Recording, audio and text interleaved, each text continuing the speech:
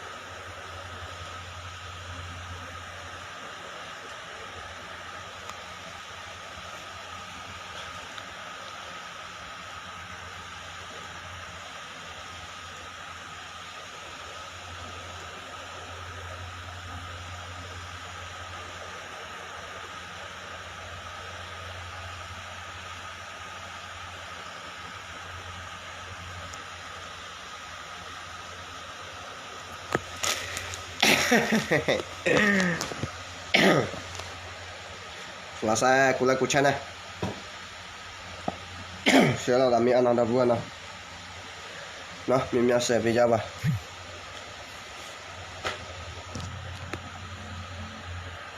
Ini tenui ni, atau kira buat lama, kira atau kufa. Tak mau bantu ni intinya ya.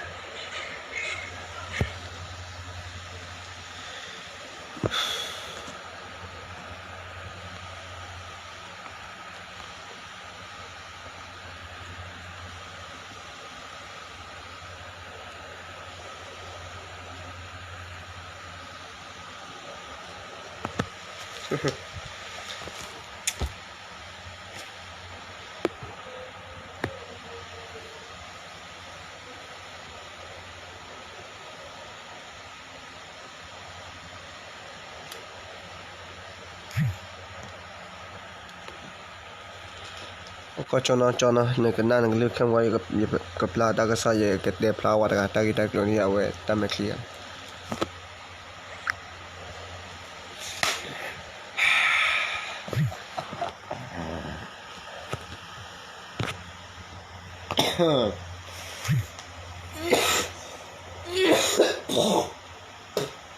Wita juno tine ana osula sana wada yamalo chala dio na yamalo pa yang de la na ke khu ke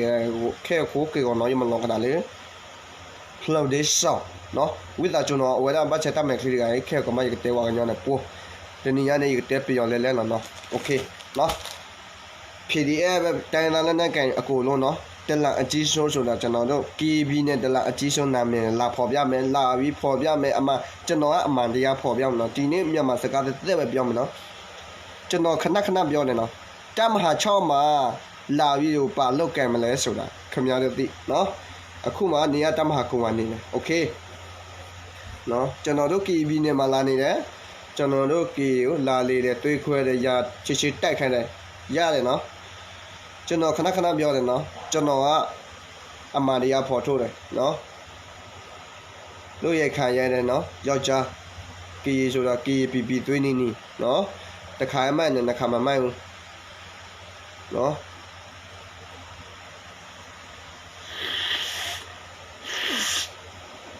ဝိဒါကျွန်တော်ကေဝဒါတပတ်မှုအရတဲ့ကျဲဒါပဲလားရတမိုင်ဟာကထားမနော်ဝဲတမီရတယ်ပါနော်ဆိုလာစနေဝလာရချပါလက်ကျဲဝလာရဖုကလည်းကထဲရလမီရတယ်ပါနဲ့မိသားလောက်လက်ကျဲနဲ့မိမတငယ်ကြီးအလုံးနော်ကျေးဇူးပြုနားလည်ပေးပါကျေးဇူးပြုတော့ကျေးဇူးပေးကြပါနော်ကျေးဇူး PDF တွေနော်တိုင်းသားလက်နက်က PDF ကျွန်တော်တို့ KB နဲ့တိုင်းသားလက်နက်ကလာတဲ့လူအကုန်လုံးဒီလူတယောက်ဆိုကျွန်တော်မနေ့ကတက်ဖို့တေပြပြီးဒီတနေ့မှာသူ့အကြောင်းလာပြောပြမယ်အဲ့ဒါကြောင့်သူ့အကြောင်းလာပြောမယ့်အခါမှာကျေးဇူးပြုဝင်နားစေနော်နားထောင်ပေးကြပါနော် PDF အကုန်လုံးကျွန်တော်တို့တိုင်းသားလက်နက်ကအကုန်လုံးကျွန်တော်တို့ K တမျိုးသားလုံးအကုန်လုံးတိုင်းသားလက်နားထောင်လို့ရတယ်နော်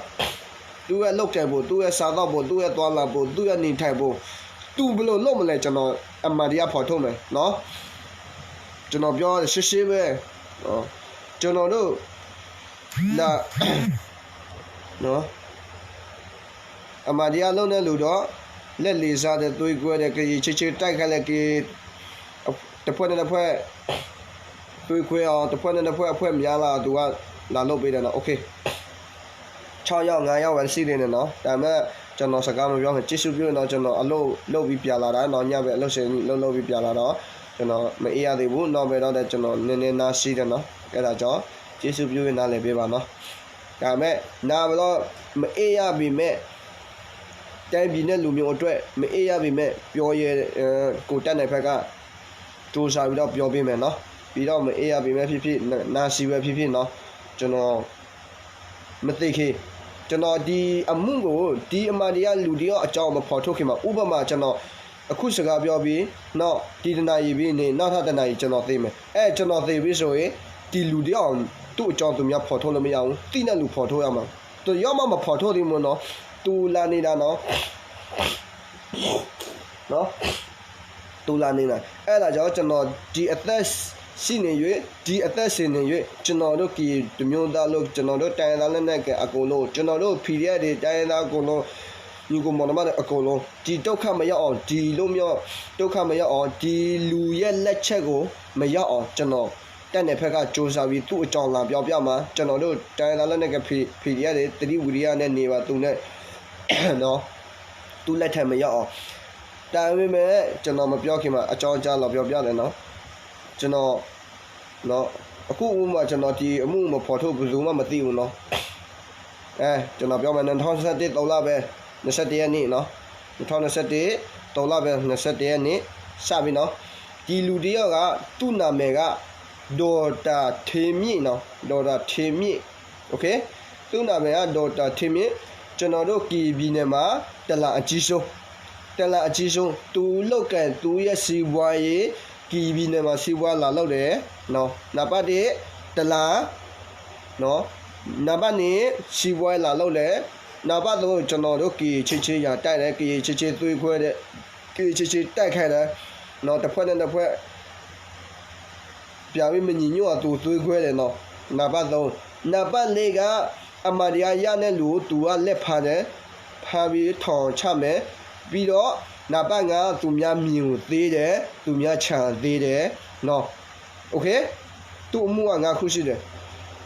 လူတက်မှုလည်းပါတယ်လူလိမ်မှုလည်းပါတယ်ဒီကောင်သူလာတာဟိုး2000နဲ့နော်ကျွန်တော်ဒီတတိပင်တဲ့လူကနော်သူ့အနီးနားနေတဲ့လူတယောက်တည်းမဟုတ်ဘူးသူ့အနီးနားနေတဲ့လူနော် BJA ကိုသူအုပ်ချုပ်တယ်သူပြီးပူချစ်သူပြီးတယ်ပူချစ်သူကျွန်တော်အပြစ်မတင်ဘူးနော်သူပြီးပူချစ်သူပြီးတယ်မူသူပြီးတယ်နော်မူထုစေဖို့ပြီးတယ်ခေဖူဂျော်နီပြီးတယ်နော်NCA အသက်ပြသွေးရှင်တဲ့လူဘယ်သူလဲတီကောင်နော်သူ့အမှုကနံပါတ်1ကခုနနံပါတ်5တော့နံပါတ်6က NCA အသက်ပြသွေးတဲ့ကောင်ပြီးတော့စာရွက်စာသားနော်ထိုးတဲ့အခါမှာသူအကြအညာထိုးတယ်နော်ပြီးတော့သူအကြအညာထိုးတယ်သူစာရေးတယ်နောက်ပြီးတော့မူထုစီဖို့နာမည်ရေးထိုးခဲ့တယ်နော်ပြီးတော့ဖူဂျော်နီနာမည်ရေးထိုးခဲ့တယ်အဲ့ဒါကြောင့်ကျွန်တော်အခုမှသိလာတော့ကျွန်တော်ခဏပဲပြောနေနေတမဟာ6မှာနေချီရတလန်းလောက်ဝေလာလိုက်နော်နေတမဟာ6မှာခြေတော့ဆိုတော့နေချီရတကားလောက်ဝေလာလိုက်တထွာလောက်လေလာလိုက်ခမရအကြောင်းကျွန်တော်နဲ့သိတယ်နော်ကျွန်တော်ကနော်တမဟာ6ဒါပေမဲ့ကျွန်တော်ကတမဟာ6တယောက်ပဲချိတာမဟုတ်ဘူးကျွန်တော်တို့တိုင်းရင်းသားညီကိုမောင်နှမအကုန်လုံးချိတယ်ကျွန်တော်တို့တခြားနယ်မြေလဲကျွန်တော်ချိတယ်တာဖိုးထားတယ်ဂယုရှေဒါပေမဲ့ဒီကောင်ကဘာဖြစ်လို့သူအကြောင်းရေးကျွန်တော်သိတာကသူ့လာကြောင်ဖြစ်ပြတဲ့ပြဿနာအစကဒီတမဟာ6မှာသူ့ရဲ့အမှုနည်းနည်းပေါ်လာတယ်သူ2021လား2020မှာလာတယ်အစကနော်သူကနေပြီးတော့သူကမေအောင်လည်းရဲ့လက်အောက်ခံပုံမူကြီးအရာဒူးတွေစိတ်အရာဒူးကြီးပဲနော်သူကနော်စမယ်နော်သူ့အကြောင်းလာပြီနော်သူ့အကြောင်းလာပြီသူ့အစလာက2021 2022မှာနော်2020 2021မှာလာတယ် သူလာတယ်နေပြည်တော်ကလာတယ် KB နေမှာ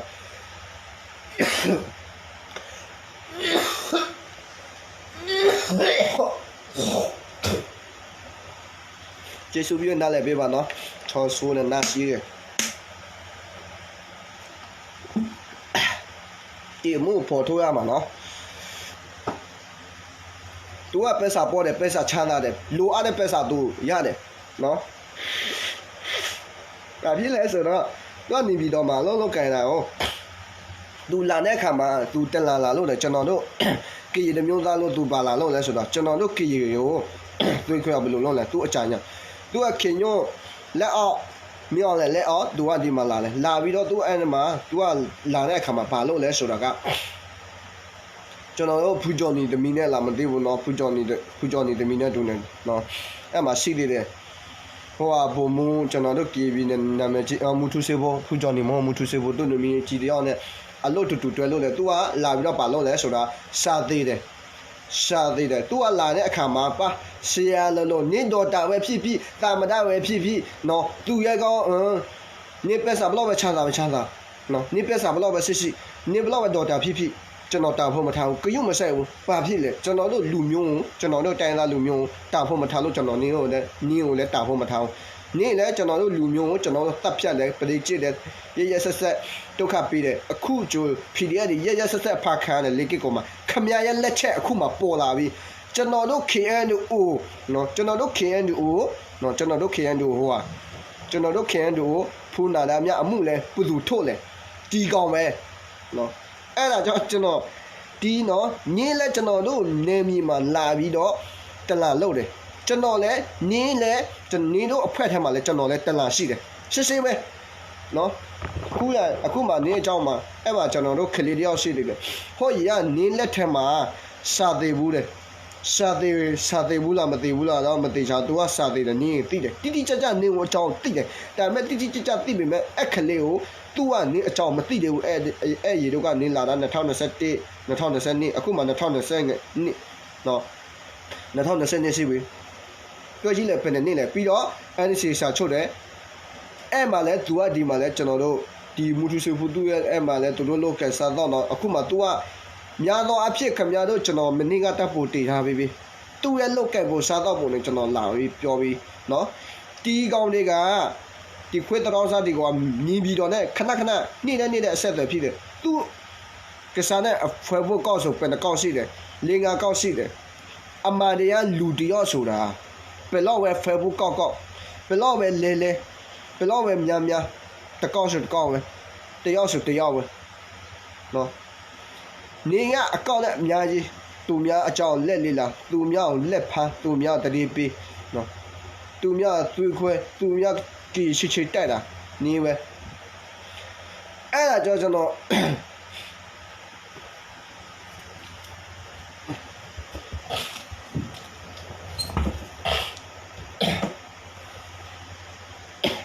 နော်နေပစာဘလောက်ပဲချမ်းသာနော်ကြုံမဆိုင်ဘူးအခုမှနေကနော်ကျွန်တော်နင်းအကြောင်းစသိတာပါဖြစ်စသိတာနင်းကဒီမူထူစီဖို့တမီနဲ့အလုပ်ကန်တယ်အဲ့မှာစာသေးပြီးတော့ပြန်လာပြီးတော့ NC စာထုတ်ဒီရောနေအရာဒူးတွေပါတယ်အဲ့ဒါမှနေတန်ဝူယူတယ်ဒီ KB နဲ့မှာနော်စီဘွားရီကာစီနိုဖာယိုအကုန်လုံးဆက်ရနေတန်ဝူယူတယ်နောက်ပဲနေတို့ရှစ်ကူရီမှာနေတို့ပါလဲရီကာတာလုပ်မယ်နေရလာပြီးတော့ထောင်လာရေးလောက်ခဲ့တယ်တလာလောက်ခဲ့တယ်အခုကရေကာတာမဖြစ်ဘူးဝါပြည့်ပြီးမှလိုက်တော့နော်နေရရှိတဲ့အခုကီဘီနဲ့မှာရှိတဲ့တပ်မဟာခုမှာပဲနော်သူအစကတပ်မဟာ6မှာသွားတယ်နော်တပ်မဟာ6မှာသွားပြီးတော့ပါလို့လဲဆိုတာကတက်တာပြုတ်ပြည်တယ်လာပြုတ်ပြည်တယ်သူရောက်ဆောင်တယ်အဲ့ဒါကြောင့်ကျွန်တော်တို့ကနေလေးမှာနော်သူကနေလေးမှာသွားတယ်နော်ကနေလေးမှာသွားတယ်နော်သွားပြီးတော့ကျွန်တော်တို့ KN တို့အမှန်တရားရတဲ့သူရဲ့ကော KN တို့ဖူနာတာမြတ်နဲ့ဖူပါဝါနဲ့သူတပည့်နဲ့အဲ့မှာသွားပြီးတော့ဖားတယ်သွားပြီးတော့ဖားပြီးတော့ရှိတယ်အဲ့မှာဒီဒလာကိုဖားမိတယ်အဲ့မှာသူများတဲ့တယ်သူများတဲ့ပြီးတော့သူများပြထုတ်နေရအမှုအဲ့နေရမနေရတော့ပြီးတော့လည်းအဲ့မှာနေကြလာတော့သူကအစကသူသွားတယ်စီဘွားလုံးမယ်လာဖောက်မယ်စီဘွားလုံးမယ်သူကြောက်တွေပါလဲရောင်းမယ်သေးတွေဝါးတွေနော်သူပထမရည်ရချက်ကမောက်လိုက်အိမ်မှာသွားပြီးတော့သိပ်ပေဝါပြီးတယ်ခုံရောင်းနော်နောက်တစ်ခုကကြောက်တွေရောင်း အဲ့ဒါ तू ကပြီးတော့တမဟန်ကမော်ရီကာတာလို့အဲ့ဒါကြောင့် तू တို့ကလာနောက်ပြန်အဲ့မှာလာပြီးတော့အစလာတာဘယ်လိုမျိုးလာလဲနော်စာတင်နဲ့လာတာဆီယာကိုကျောင်းဆီယာလို့ဒေါက်တာလို့နဲ့လာပြီးရောက်ဆောင်တာအခုရတော့နေတဲ့ကျွန်တော်နဲ့တွေ့ပြီပေါ့မြင်ဟုတ်လားနေတဲ့ငါနဲ့တွေ့ပြီပေါ့နေတဲ့တလာရှိနေငါလည်းတလာရှိတယ်အခုမှနေနာမှာပဲကျွန်တော်ပြောတာနေနာမှာဘာဖြစ်စာရွက်စာတာထုတ်တာလဲနေပဲနော်အဲ့ဒါဖမ်းမိတဲ့လူတဲ့တာအဲ့ဒါနေရမကျင်နာဘူးကျွန်တော်တို့မကျင်နာတဲ့ခါကျွန်တော်တို့နော်အဲ့ဒါနေကြော်တိပြီးတော့နေမနေရဲ့နေကလေးကိတ်ကောင်မှပြလာထွက်ပြေးလာတယ်လေးကိတ်ကောင်မှပြလာထွက်ပြီးတော့မူထူစီဘုံဖရီဂျော်နီနဲ့တိုင်ပြေးပြီးတော့ကျွန်တော်တို့ KN တို့ပြပြီးတော့ပါလဲပြည်သူတပ်ဖြတ်တဲ့ကောက်ချစ်ရုံမှန်တာပြည်သူမဟုတ်ဘူးနေရဲ့စစ်ကောင်စီလက်အောက်ခါခွေးတော်စားနော်ကျွန်တော်မဆဲဘူးနင်းလူတွေကယာဒူယာတာနဲ့အထောက်အထားနဲ့ရတယ်နင်းမျက်လုံးနဲ့ဖက်စီတယ်အဲ့ဒါကြောင့်နင်းကမျက်လုံးသူများဆိုမျက်မှမတောက်ဘူးကျွန်တော်ပြောတယ်မျက်မှမတောက်နင်းကအမြဲတမ်းမျက်နှာတက်တယ်ကျွန်တော်မှတ်ထားတယ်နင်းကမျက်နှာတက်တယ်ပြီးတော့နင်းနာရီနော်နင်းလွတ်ကဲပို့ကျွန်တော်ကိုလိုစစ်စီပြီးနော်တက်အဲ့ဒါနော်အထောက်အထားတယ်အကုန်လုံးအတိကျတယ်တတ်ဖို့တယ်အထောက်အထားတယ်ကျွန်တော်အကုန်လုံးယူထားပြီးကျွန်တော်တေပြပြီးနင်းအခုမှမက်ဆော့မှနဲ့တမဟာခုမှပဲနေနော်အဲ့ဒါနင်းတမဟာ6မှာနင်းအကြောင်းသူများတိလာတော့အခုကလေးတယောက်လည်းအဲ့မှာတမဟာ6မှာပဲနင်းအကြောင်းသူများမတိတော့အေးရှိအခုတော့နင်းအကြောင်းတိတော့နင်းမနေရတော့မဟုတ်လားတမဟာ6မှာနင်းမနေရတော့လေးကိတ်ကောင်မှပြန်လာလေးကိတ်ကောင်ပြန်လာတော့ပါလဲဆိုတာသိရ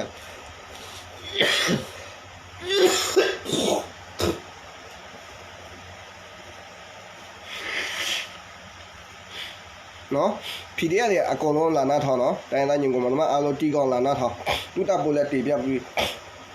နော်ဒေါ်တာထင်းမြင့်တဲ့ကောင်သူကနေပြီးတော့မှသူ့တောင်ကိုသူစီပွားရေးသူ့တုံးမှဒီကခီးပြီးနေမှသူလာပြီးတလာအချီဆုံးတီကောင်မရှိဆိုရင်ဘာမှလုပ်မရတော့ဘူးခွေတော်စားဆိုတီကောင်ရှိလို့သူတို့လုပ်ရတယ်နော်လေးကစ်ကောင်မှနင်းပြလာတယ်ပြီးထားလိုက်တော့အဲ့မှာကနေလေးကိစ္စပြီးတော့နင်းရမကျေနာတော့ကျွန်တော်တို့ဖုန်နာတောင်း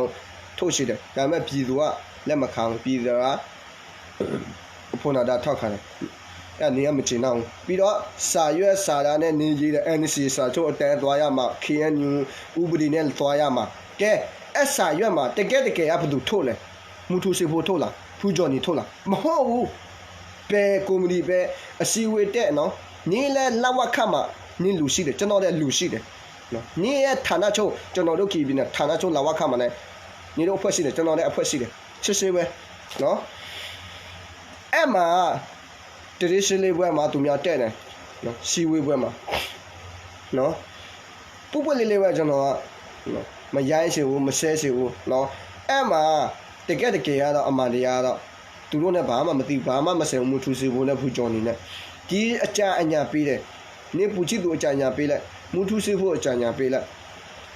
ဖူကျော်နေအကြညာပေးနေရေနဲ့စာသားနေရေနဲ့နေလက်နဲ့နေရေးတယ်နော်ပြီးတော့နေမူထူစီဖို့နာမည်နဲ့နေဖူကျော်နေနာမည်နဲ့နေဆဲထုံးတယ်နောက်ပြီးတော့နေကစာရွက်တည်တယ်မူထူစီဖို့တည်ခဲ့တယ်အဲ့ဘာသဘောလဲအဲ့ဒါနေအိုနောက်မှာငတိုးတွေငအားတွေကျွန်တော်စာတစ်ခါမှမတက်ဘူးနော်ကျွန်တော်တစ်ခါမှစာမသိဘူးရာကိုမန္တလေးမော်လမြိုင်ပဲခူးတထုံးဖားကြိုင်ရှိကြီးနော်ပြောမယ်ရောက်ဘူးတယ်ပဲခူးရောက်ဘူးတယ်တစ်ခါမှစာမသိဘူးတစ်ခါမှကြောင်မတက်ဘူးနော်မန္တလေးရန်ကုန်နော်မန္တလေးရန်ကုန်မော်လမြိုင်ပဲခူးတထုံးနော်ရောက်ဘူးတယ်နော်စာမသိဘူးစာမတတ်ဘူးရောက်ဘူးတယ်နေပြီးတော့တခုကမရောက်ဘူးသေးဘူးနော်အဲ့ဒါနေရကီပြည်နေမှာလာပြီးတော့စောက်ကြည့်စောက်ကြဲလှုပ်ချတယ်ဖေရချတယ်ကျွန်တော်တို့ပြီးတော့အဲ့မှာနင်းလာပြီးတော့သူများခြံနေသေးတယ်သူများမြေတယ်သေးတယ်သူများမြေတကွက်ဆိုရင်350နဲ့နော်350နဲ့ဝယ်မဲ့ဟန်နေရတသိန်းနဲ့ပေးတယ်နောက်တစ်ခုကပါလဲသူများအေဆော့ပြီးတော့နင်းကသူများအေနဲ့သွားပြီးတော့ဖြက်စီအောင်လုပ်တယ်နင်းပြောတယ်လာပြုတ်ပြတယ်အဲ့ဒါနင်းအကြညာငတုံးအခုဒီအမှုပေါ်လာပြီနော်ခမရဒီအမှုကဘယ်သူမှမပြောရဲဘူးနင်းကဘဲစာကိုချမ်းသာတယ်ကျွန်တော်တက်ပြီးတော့ကျွန်တော်တို့လူမျိုးအတွက်နဲ့သိပါစေတည်သူရဲ့ကောင်းနော်လူဆိုတာမွေးတဲ့နေ့တည်တဲ့နေ့ပဲ နော်အဲ့ဒါနေကနောက်တစ်ခုကခုနဟိုနေကနေလေကိစ္စပြီးတော့ခုနစာရွက်စာသားတဲ့ NCA ဥပဒေနဲ့ KNU ဥပဒေနဲ့စာရွက်စာသားမူတူစီဖို့ဆက်ထိုးနာမည်နဲ့အမေရိကန်ကတိုင်းရင်းသားညီကောင်မောင်နှမတော့အမေရိကန်မူတူစီဖို့တဲ့ဖူကြောင့်နေဘာမှမဆိုင်ဘူးဒီခွေးတော်စာဒေါ်တာထေမြင့်ဒီတကောင်ပဲဒေါ်တာထေမြင့်တဲ့ကောင်သူကဖူမူတူစီဖို့အနာပါပဲနေတယ်ဖူးကျော်နီအနာပါပဲနေဖူးကျော်နီနာမှာတိတ်မနေဘူးတိတ်မနေဘူးသူကများသောအားဖြင့်တော့မူထူစီဖို့နာမှာပဲနေတယ်ဒီကောင်ကဒီအနာမှာပဲသူကမက်ဆော့မှာနေတယ်အဲ့မှာလီကီကောင်မှာနေပြီးတော့ကျွန်တော်တို့ပုံမူတာဘောကအမှန်တရားပြည်သူရတည်တယ်ခမရတို့အဲ့မှာ PDF ကိုအဲ့မှာလီကီကောင်မှာတိရှိတယ်နေတိပြီးတော့အဲ့မှာတလေးပေးတယ်နေ host နော်ဘယ် PDF တွေလက်နဲ့ဝယ်တယ်ရာကိုမန္တလေးမှာပြတယ်ရာကိုနလေးပါပြပို့တော့အဲ့အနေကတလေးပေးတယ်အဲ့မှာသူများဖာမိတယ်PDF တွေဖာခါရအသက်ခါရကဲဒီလက်ကကောင်မှာရှိတယ်ဖာလို့မရအောင်နင်းဘယ်လိုလုပ်မလဲနင်ကလာဖာခဲ့တယ်သူများလာတယ်လာပြီးတော့ဖာခါရတက်ဖြတ်တယ်တက်အောင်မတက်ဘူးနင်တော့ခြေတစ်ဖက်လက်တစ်ဖက်ခုတ်ပြီးတော့တက်တယ်ရဲဆက်အဲ့ဒါပြီးတော့ကျွန်တော်တို့ပုံမှုတာပေါ့အဲ့မှာအမဒီယာတော့ KNU ပုံမှုတာပေါ့အဲ့မှာဝေပြီးတော့ပြည့်တယ်နင်ကအဲ့လက်ကကောင်မှာမနေရတော့နင်ပြန်မှာထွက်ပြေးတယ်တမဟာကူမှာပြပြီးထွက်ပြေးတယ်နော်ပြပြီးထွက်ပြေးနေနင်းပါပြီးအကြထုတ်လေကျွန်တော်တို့ကီချင်းသွေးခွဲအောင်ဘယ်လိုလုပ်မျိုးလဲကျွန်တော်တို့ဖူးမိုရှင်းတော့ DKB အကျိုးပြုဖူးမိုရှင်းတေတာဘယ်လိုလက်ချက်လဲကျွန်တော်တို့ DKB ဖူးမိုရှင်းကိုနော်ကျွန်တော်တို့တမဟာ6သွားတက်ခန့်တယ်ဒါပေမဲ့ तू ကမသားတက်ဘူးပြည်သူဖက်ကရတည်တယ်သူ့ကီလူမျိုးဒုက္ခမရောက်စေ तू မလုံးဘူးအဲ့ဒါနင်းကမကျေနပ်တော့နင်းကအကြညာပြီးတော့စီနဲ့တက်ခန့်တယ်အဲ့မှာစီနဲ့တိတ်သွားတာနင်ကသူအကြညာပေးနေပူချစ်သူများတစ်စစ်ပြအကြညာပေးတယ်ပြပြီးတော့နောက်တစ်စစ်ပြပြီးလာတာအဲ့မှာတေသွားတယ်တယောက်နောက်တယောက်ကျွန်တော်တို့ဖုန်းနာတာမြနေထိုးတယ်သူများထိုးလို့မရတော့နင်ကမကျေနပ်တော့နင်မကျေနပ်တဲ့ခါနင်ဘယ်လိုလုပ်မလဲသူ့ညီလေးကို PC မှာသူ့နာမည်တေးလေးသူ့ညီလေးကိုနင်ဘယ်လိုမလုပ်လဲအဲ့မှာရှေးနင်အကြညာပေးပြီးတော့အဲ့မှာရှေးတယ်အစားထဲမှာထည့်ပြီးတော့အဲ့မှာစားတယ်ပါသွားတာအဲ့မှာနှစ်ခုနောက်တယောက်ဦးနေမုံအောင်ပူကတိုး PGF ပူကတိုးနဲ့ဦးနေမောကတမဟာငါမှာသွားခဲ့သူတို့မသွားဘူးအဲ့မှာနေရဲ့အကြညာကြောင့်ဒီလူနှစ်ယောက်ကိုနေခံလို့မရတုံးရှာလို့မရတော့နေရပြစ်ထုတ်လိုက်တယ်နောက်တစ်ယောက်ကလာသိကတမဟာ6မှာတမဟာ1မှာသွားတယ်ခင်ဗျသွားပြီးတော့ပြလာပြီးတော့နေဘယ်လိုလေးကိုအကြထုတ်လိုက်တယ်ရှင်းထုံခဲတယ်အဲ့ဒါနေနဲ့ပတ်သက်တယ်နေနဲ့အကြပေးတယ်အဲ့ဒါပါတယ်နော်မျက်နှာအဲ့ခွေးတော်စားတီးတာနော်နေတာနေကြည့်လိုက်နော်ဒီကီဘီနဲ့မလာနေတာနော်2020အခုမှ2020ရောက်ပြီကြည့်ရဘယ်နှစ်ရှိပြီလဲနော်ကီစကားပြောလဲနေရနားလဲတယ်ခွေးတော်စားနော်ကာကောလို့နေတမဟာ6မှာသွားလို့နေအကြောင်းကျွန်တော်နည်းနည်းသိလို့နော်မဟုတ်တမဟာ6အကုန်ဝေးနေအကြောင်းသူများနည်းနည်းသိလို့နေမနေရဲပြီးတော့နေအခုပြပြီးထွက်ပြီးတယ်တမဟာခုမှာပြနေတယ်အခုမှတမဟာခုစစ်ပွဲမဖြစ်တာပါဖြစ်လေခမည်းစီလို့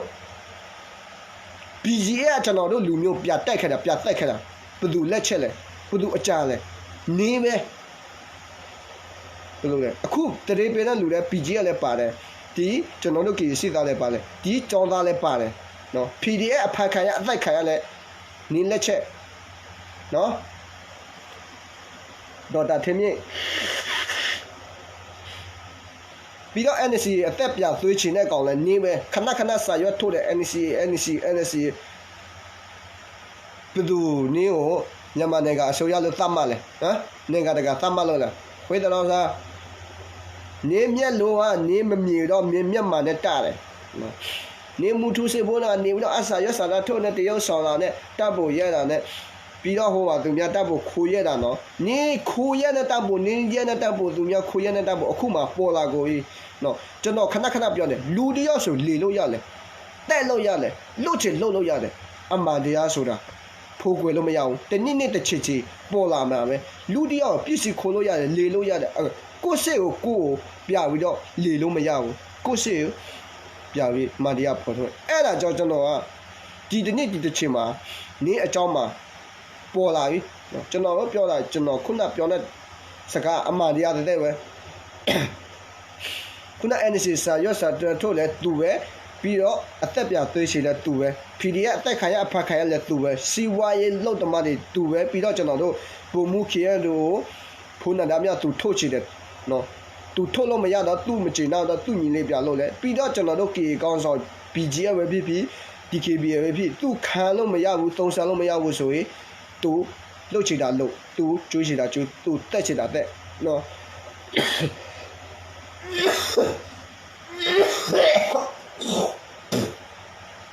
နော်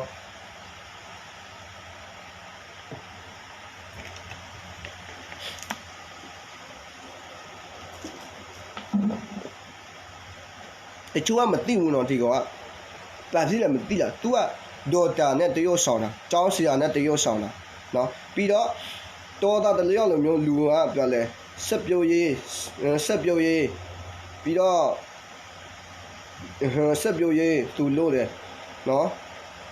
ဆက်ပြုတ်နဲ့သူလို့တယ်ပြီးတော့လာပြီးမျက်နှာခံတယ်နော်ဒီမှာဒါပေမဲ့မျက်နှာခံပြီးမှကျွန်တော်တို့ဝထုစေဖို့နောက်မှာအမြဲတမ်းနေတယ်ဒီခွေးတော်စားကနော်ဒီစာရွက်စာတမ်းထုတ်လဲသူပဲအခုဒီတမဟာခုမှာမနေ့ကအဲ့မှာစေပေါ်မှာနေတဲ့တယ်နော်အဲ့မှာနေပါတယ်ဒေါက်တာထင်မြင့်နေပူချစ်တယ်နော်အခုမှကျွန်တော်တိကိုပြီနော်အမှန်တကယ်ကတော့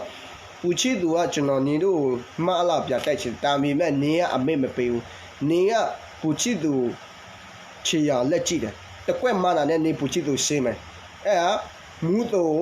နေထိချုပ်တယ်ဖူးကြော်နေထိချုပ်တယ်နေပက်စာနဲ့ပေးတယ်နော်အဲ့ဒါကြောင့်တမဟာကူမှာစစ်ပွဲမဖြစ်တာနေမရှိဘူးဆိုရင်ဖြစ်ပြီနော် PDF တမဟာကူပဲဖြစ်ဖြစ်တမဟာ6ဖြစ် PDF တိုင်းသားညီကိုမနမအကုန်လုံးဒီလူတွေကမှတ်ထားသူကတမဟာကူနဲ့မဲ့ဆောင်မှာပဲသူနေများတယ်ပြီးတော့ဒီခွေးတော်စားတလာအကြီးစိုးကလေပြတက်စီမြဝတီမှာဝယ်ပြီးတော့နော်ထိုင်းနိုင်ငံမှာဝယ်ပြီးတော့မြဝတီမှာပြသွားတယ်အဲ့မှာပြသွားတဲ့လမှာမြဝတီမှာပြတယ်နေပဲရှင်းစင်ပေးတယ်နေပဲဝယ်ပြီးတော့အဲ့မှာနေပြီးတော့မှပို့တယ်လေပြလာခိုင်းတယ်တမဟာ6ဒီမှာစိတ်ပွဲဖြစ်တာ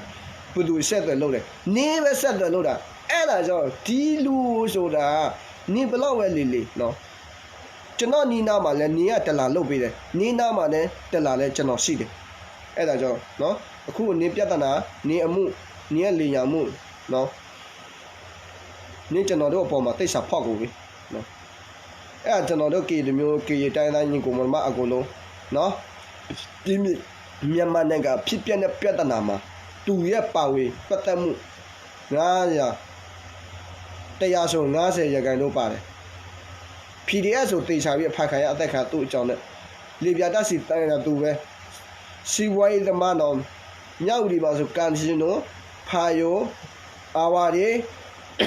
မူရစေဝါသုံးစားမူရစေဝါနဲ့သူများသားသမီးကိုမူရစေဝါနဲ့ကျွေးတယ်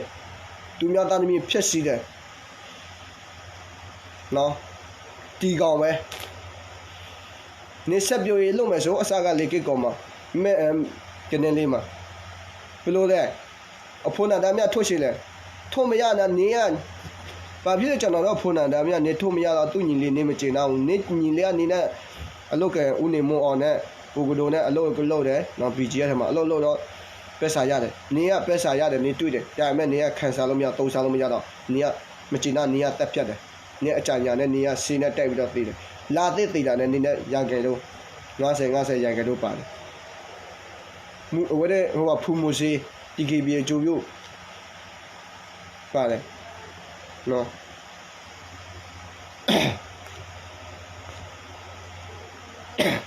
ခမရတော့အမှုမှာအဲ့မှာပေါ်လာကိုအခုမှနေရတက်မှာခုမှနဲ့နေအဆက်အသွယ်နဲ့မပြောင်းနဲ့တခါတလေမှနေပြီးတော့မှပြလေးလဲပြတဲ့အခါမှာနေတက်ဖို့မတည်လို့နော်ဒါပေမဲ့ကောလို့ကျွန်တော်တို့ PG ရတဲ့တချို့လေနဲ့ကောလေး PG ရလေနဲ့ကောလေးကတော့တတိပေမှုကြောင့်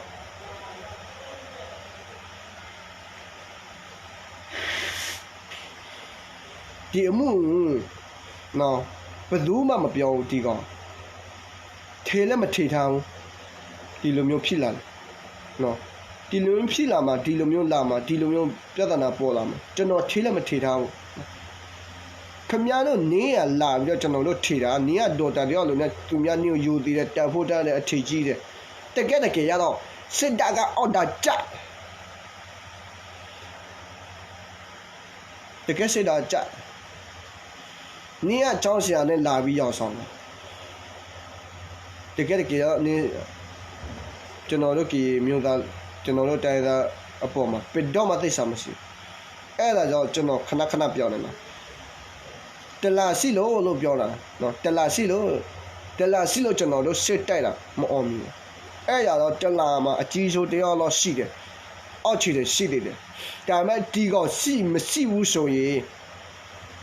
တရားဆိုသုံးဖို့ဆိုနှစ်ဖို့အောင်မြင်ပြီသုံးဖို့ဆိုနှစ်ဖို့အောင်မြင်ပြီအခုမှ तू ကမဲဆော်နဲ့မြောက်ဝတီမှာသွားလာနော်မူတူစီဖို့နားမှာနေတယ်မဟုတ်ဝင်သူဟိုပုံမှုတယောက်ရှိတယ်သူနှခါမွေးနဲ့အသာမင်းနဲ့ကလာနဲ့တူတယ်အဲ့ပုံမှုကသူ့နားမှာနေတယ်မဟုတ်ရင်ဘူချစ်သူနားမှာနေသူသွားလာအဲ့နားမှာပဲကျွန်တော်တို့ကောက်ဆော့အပြစ်မတည်ဘူးအစကျွန်တော်မတိလို့ကျွန်တော်အပြစ်တင်မိတယ်တကယ်ပြဆေးရှာတဲ့ခါကျွန်တော်ကငရဲပူကြီးတယ်ဒါပေမဲ့ကျွန်တော်ကလူငယ်သူကလူကြီးကျွန်တော်ပြောမှဆိုမှရှိလူကြီးတယောက်ရေလူငယ်ကပြကတော့ခွစ်လို့ပြီးလူကြီးကလူငယ်ကတော့လို့မရဘူးတကယ်ကကျွန်တော်တို့သွေးခွဲတာကြည်ချစ်တဲ့တာကျွန်တော်ကြည်ချစ်တက်ဖြတ်တာဒီခွေးတော်စားကောက်ကြရုံမှဒီတလာအကြီးပဲမနေ့ကသူ့တပ်ဖို့တည်ထားပြီနေတော့မယူလျှောက်ကြည့်ကျွန်တော်ပြောတဲ့စကားနောက်ပဲပြီးဆိုရင်သူများတေးမှာတေးတဲ့အခါမှာဒီနေတပ်ဖို့နဲ့ကျွန်တော်အတန်နဲ့သူများထဲ့မှာလျှောက်ကြည့်ခွေးတော်စားနော်ဖြီရတွေတတိထားဒီကောင်တတိထားမှာပြောနေမှတ်ထားလှုပ်เสียစီဆက်လှုပ်တက်เสียစီဆက်တိုက်ဘယ်တော့မှဆိုမပေးနဲ့အာမငနဲ့ကီလိုမျိုးတူယူပါတတိရှိရမှာဆွဲရှိရမှာခံရရှိမှာနေအကြောင်းမှကျွန်တော်ဘလောက်ထိဖော်ထုတ်တယ်လဲဆိုတာခင်ဗျားတို့သိလာမှာကျွန်တော်အလွတ်တစ်ခုလုပ်ပြီဆိုရင်စကားတစ်ခုပြောမယ်ဆိုရင်အထောက်အထားမရှိကျွန်တော်မှဘယ်တော့မှမပြောနော်ပူပူလေးလေးပဲရှိပဲနေရလုတ်ကဲမှုနေရစားတော့မှုနေရသွားလာမှုနေရနေထိုင်မှုနေရအလုပ်နဲ့ပတ်သက်မှုလာနဲ့အခုမှအထောက်အထားအကုန်လုံးရပြီးမှကျွန်တော်ပြီးထွက်ပြီးတော့ပြောတာကျွန်တော်နေအကြောင်းမှပြောချင်တာကြာပြီဒါပေမဲ့အထောက်အထားအကုန်လုံးမရလို့နေတော့နဲ့ Facebook ကောင်း၄လို့လောက်ရှိတယ်၅လို့လောက်ရှိတယ်ကျွန်တော်မရလို့နေနာမယ်အတိအကျမသိလို့နေနာမယ်ကဒေါ်တာထေမြင့်တလို့ရှိသေးတယ်နေတောက်ပေါ်မှာအကုန်လုံးမရသေးလို့အခုမှရကုန်ပြီနင်းလုံးနဲ့လို့နင်းကျွန်တော်တို့ကေကောင်းဆောင်နင်းထိုးကျွေးတယ်နော်နင်းကဆောင်မထိုးလို့မျိုးပဲကလေးကြည့်ကောင်းနော်အခုဘယ်လိုလဲနင်းအကြောင်းမပြောရမှာနင်းအကြောင်းကမဖော်ထုတ်ခင်မှာကျွန်တော်အခြေဘယ်လောက်ထိယူရလဲနင်းသိလားနင်းမသိဘူးအေးနင်းလည်းကျွန်တော်တို့ KB နဲ့ချစ်ချင်းကိုတွေးကွေးအောင်မညီညွတ်အောင်နင်းကအခြေလာယူတယ်နင်းပေါ်ပဲနေနေ2021နဲ့ဒီ2020နှစ်ဆိုအဲ့ထဲမှာဘယ်နှစ်လဲတွဲကြည့်လိုက်နော်ပြီးတော့ဒီ PDF တယောက်အသက်ခံမှာအဖခံမယ်နင်းအခြေယူတယ်ဘယ်နှစ်လလဲဘယ်နှစ်ဘယ်နှစ်ရက်လဲနင်းယူတယ်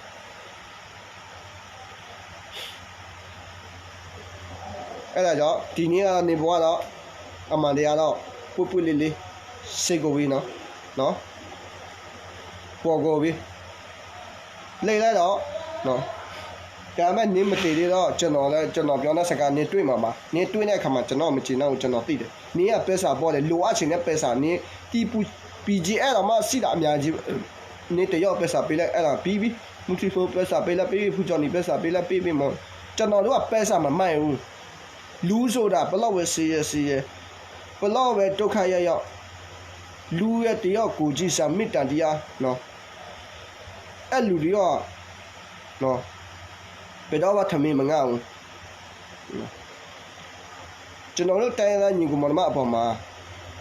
နေပစာဘလောက်ပဲစစ်နေနာမည်တလုံးပြက်ပြီးဆိုရင်နေဒေါ်တာပဲဖြစ်ကြောင်းဆရာပဲဖြစ်ပဲစာဘလောက်ပဲချတာဗျာနေပြီးတော့ပဲဖြစ်နော်ဘယ်သူမှနေကိုတာဖို့မထားကြည့်မဆဲဘူးနော်ကျွန်တော်ကဘလောက်ပဲစီရပြည်သူအပေါ်မှာကိုကြည်တရားနဲ့ပြည်သူအပေါ်မှာတန်ကိုကြည်လို့မဆို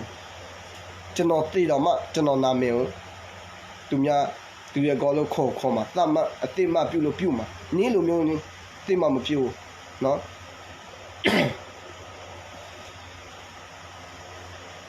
နေအဲ့ထိုင်မှာလဲစီသေးလေအဲ့မြောက်ဒီမှာနေခွေးတော်စားလုတ်ကစားတော့ပို့လေပတ်စပို့ကိစ္စနဲ့ပဲစားလက်လေစားနဲ့ဟာတယ်နေအဲ့မှာအမှုလေနေပဲစားအများကြီးရှားတယ်တရားပြုပြင်မှုနဲ့နော်ဒီမြောက်ဒီတရားပြုပြင်မှာအမေရိကန်အဲ့မှာအင်ဂျင်နီယာလူမဟုတ်ဘူးစစ်ခွေးတော်စားလူပဲလာပြုပြင်တာနော်ပါပြီကျွန်တော်သိလေတိတာဗောအခုလာပြုတ်ပြင်းနဲ့လာတော့ပြည်သူတယောက်မှမဟုတ်အင်ဂျင်နီယာတယောက်မှမဟုတ်စစ်ခွေးတော်စားယူပြည်သူအင်ဂျင်နဲ့လာကိုပြီးတော့အင်ဂျင်နီယာနဲ့လာရောင်ဆောင်ပြီးတော့ကြော်တော့ကျွန်တော်တိုးလာမတိုးဘူးအဲ့ဒါမအောင်နော်အဲ့ဒါပဲဒေါက်တာထေမြင့်ဒါပဲနော်ကျွန်တော်တို့ PDF တိုင်းသားညီကောင်မအကုန်လုံးတလန်အကြီးဆုံးတီကောဒါပေမဲ့နောက်ပြီးလာအောင်မှာသူ့ရဲ့သူ့ရဲ့ညီကောင်မသူ့ရဲ့ဆွေမျိုးသူ့ရဲ့အမေအဖေလာအောင်မှာတဖြည်းဖြည်းနဲ့ဒါပေမဲ့နောက်မှနော်ဒီအခုမှသူ့ရဲ့ကျွန်တော်တို့လူမျိုးကိုဒုက္ခလာပြီးတဲ့သွေးခွဲအောင်ကျွန်တော်တို့ PDF သွေးခွဲအောင်ကျွန်တော်တို့လူမျိုးသွေးခွဲအောင်ကျွန်တော်တို့လူမျိုးချစ်ချင်းပြတိုက်ခိုင်းတဲ့ကျွန်တော်တို့စေပွားရေးပြည့်စည်လာလို့တဲ့ကျွန်တော်တို့ KB နဲ့မှာသူ့ရဲ့တလားကျွန်တော်တို့ KB နဲ့တလားအချီးဆိုးသူပဲပေါ့နော် PDF အသက်ခံရအဖခံရတာများနေပြီအဲ့ဒါကြောင့်ကျွန်တော်လည်းမကြည်နာတော့ကျွန်တော်လည်းမခံနိုင်တော့ဘူးနော်အဲ့ဒါကြောင့်ကျွန်တော်အကြောက်ကြလာပြောမယ်ဒါပေမဲ့ကျွန်တော်သူ့ရဲ့နောက်ပဲလာမယ်နောက်ဆိုကျွန်တော်သူ့နီနာမှာနေနဲ့ကျွန်တော်ခလေးတယ်တကယ်သူ့သွားလာပုံသူ့သူပါလေသူကအများနဲ့မနေဘူးသူကဘယ်မှာနေသူအတိအကျမသိဘူးခလေးကပြောတယ်အဲ့လိုမျိုးပဲနော်ဒါပေမဲ့လာမဲ့တိမအဲ့ဒါမှကျွန်တော်နဲ့ဘောဆက်ပြီးသွားမယ်ဒါပေမဲ့မနေ့ကညဆိုရင်နော်ညပဲဆိုကျွန်တော်ညပဲဆိုရင်တက်ပွဲတတိပြောမယ်နော်ဟိုဟာကျွန်တော်တို့တမဟာ6မှာညကလည်းတက်ပွဲဖြစ်သေးတယ်နော်ကော့ကရစ်မှာလည်းဖြစ်သေးတယ်နော်ပြီးတော့လည်းဒီ2021 19ရက်နဲ့ဒီဟိုဟာ73ရက်အတွင်းမှာလည်းအဲ့မှာကျွန်တော်တို့လူတွေနော်အဲ့မှာကျွန်တော်တို့ပင်ရောက်တည်လဲစစ်ခွေပင်ရောက်တည်လဲနော်အဲ့ညကြရင်ကျွန်တော်အဲ့တတိလာပြောပြမယ်နော်ကြည့်စုပြပြီးလာတော့ထောင်ကြပါဘိုင်ဘိုင်အရတော့ဘအော်ရမီ PDF ဟောโอเคကျွန်တော်တို့စော်ပေါင်းကြီးမူစကား၄ချက်ရတော့ဘအော်ရမီ